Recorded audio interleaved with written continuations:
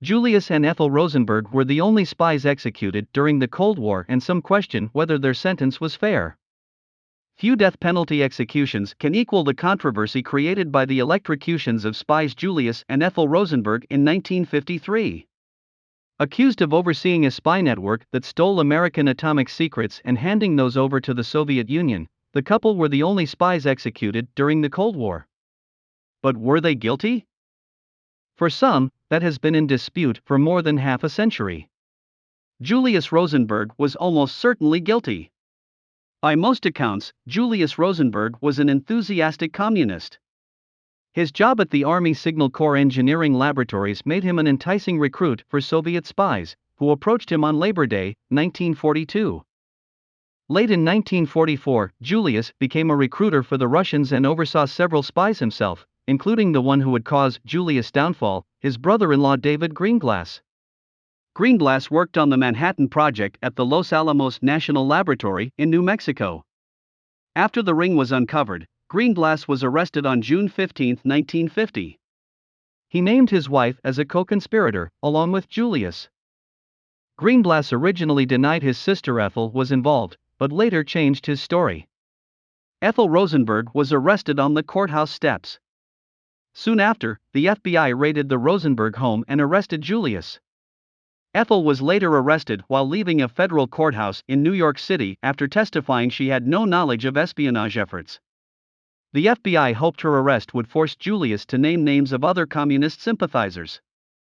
Greenglass later told New York Times journalist Sam Roberts that he had entered into a deal with the government, implicating his sister in exchange for his wife's immunity. The Rosenbergs and Greenglass were all found guilty. Sentencing guidelines gave the judge two choices for Julius and Ethel: 30 years imprisonment or execution. FBI Director J. Edgar Hoover suggested a 30-year sentence for Ethel, believing she would eventually name names in jail. But Judge Irving Kaufman chose death for both Rosenbergs. David Greenglass got a 15-year sentence, serving just over 9 years. The Rosenbergs were executed by electric on June 19, 1953, at Sing Sing Prison in Ossining, New York. Cold War paranoia influenced the proceedings.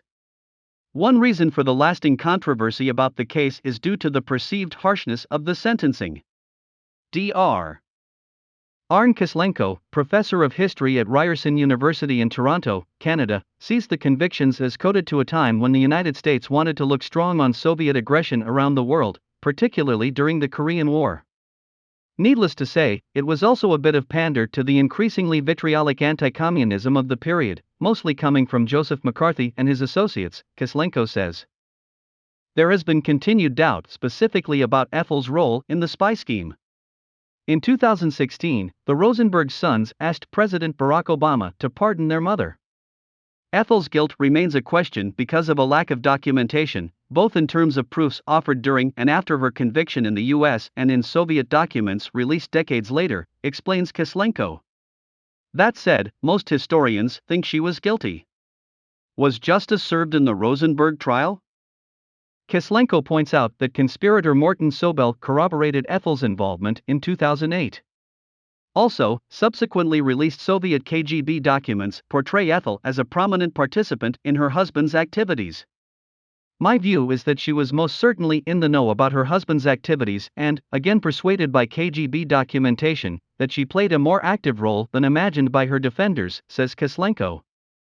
Nonetheless, Kislenko has reservations about how justice was served.